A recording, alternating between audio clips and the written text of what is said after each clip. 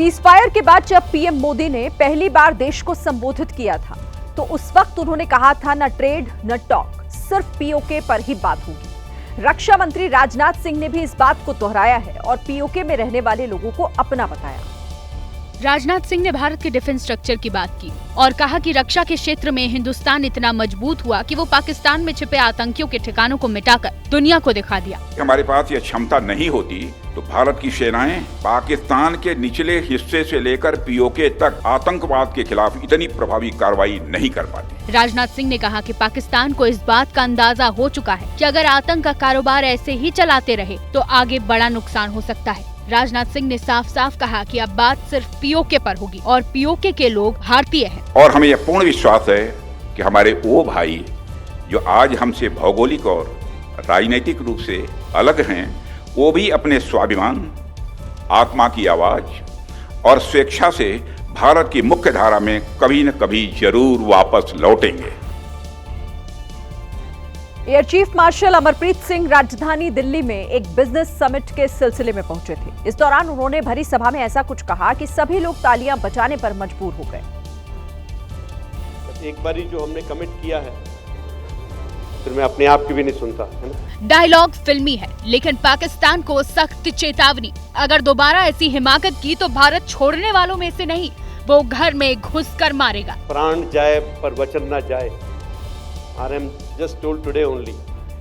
I think that is something that we have to do. that एक बारी जो हमने कमिट किया है फिर मैं अपने आप की भी नहीं सुनता, है ना? वो वाले एयर चीफ मार्शल यही नहीं रुके, उन्होंने ऑपरेशन सिंदूर की तारीफ की और बताया कि किस तरह भारतीय सेना के जवानों ने पाकिस्तान के पाले पोसे आतंक को मिट्टी में मिला दिया। Any kind of operations that we do, we can't do it without air power, and I think that has been proved very well during this operations also.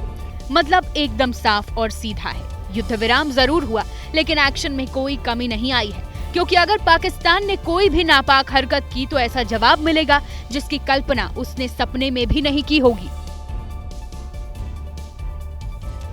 PM Modi के बंगाल दौरे से ठीक पहले ममता सरकार के मंत्री ने ऑपरेशन सिंदूर को लेकर पीएम मोदी पर निशाना साधा। ऐसे शब्दों का इस्तेमाल किया जिन पर सियासी संग्राम छिड़ गया है।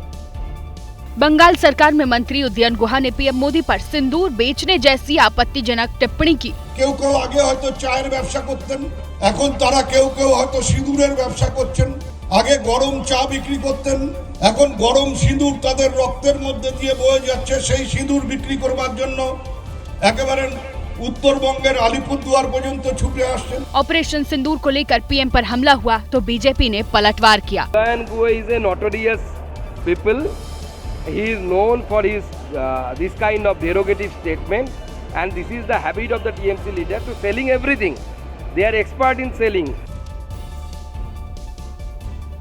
बागपत में एक हाईवे पर चलते ट्रक में आग लगने से हड़कंप मच गया। जिस जगह ट्रक में आग लगी वहां से पास में ही एक सीएनजी पंप भी था, इसलिए जैसे ही आग लगी हाईवे पर मौजूद हर शख्स टेंशन में आ गया और गाड़ियों का लंबा जाम लग गया, क्योंकि आग इतनी विकराल थी कि बाकी की गाड़ियों को भी जद में ले सकती थी और सबसे बड़ा खतरा पास में ही मौजूद सीएनजी पंप को लेकर था। इसलिए जैसे ही आग लगी तुरंत ये खबर फायर ब्रिगेड को दे दी गई, लेकिन जब तक दमकल की गाड़ी घटनास्थल पर पहुंची अफरा तफरी का माहौल रहा। हालांकि कोई बड़ा नुकसान होता उससे पहले आग को बुझा दिया और बड़ा हादसा होने से टल गया, लेकिन ट्रक इस हादसे में जलकर राख हो गया। ग्रेटर नोएडा की हाई राइज सोसाइटी में उस वक्त अफरा तफरी मच गई जब सोसाइटी के एक क्लब हाउस की लिफ्ट बंद हो गई। लिफ्ट में आधा दर्जन लोग काफी देर तक फंसे रह गए।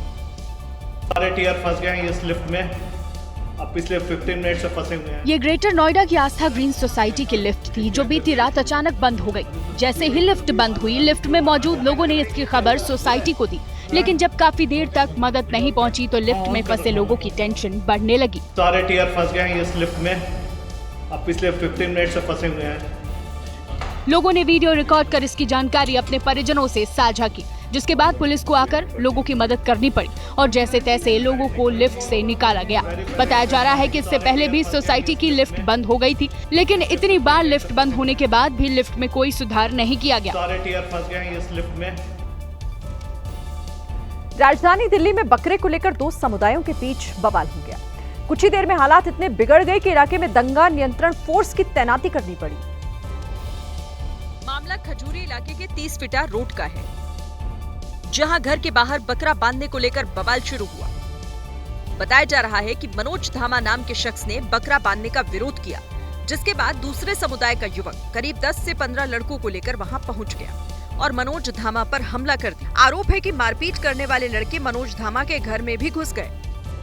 बकरे को लेकर के विवाद हुआ था, इसके बाद बढ़ गया बहुत ज्यादा दंगा। कुछ लोगों ने आके मार पिटाई करी यहाँ पे। बताया जा रहा है कि बकरे को लेकर एक दिन पहले भी विवाद हुआ था, लेकिन आपत्ति दर्ज कराने के बाद बकरे को हटा दिया गया था। लेकिन इस विवाद ने गुरुवार को बड़ा हंगामा खड़ा कर दिया। फिलहाल इलाके में शांति और दंगा नियंत्रण फोर्स की टुकड़ी तैनात है।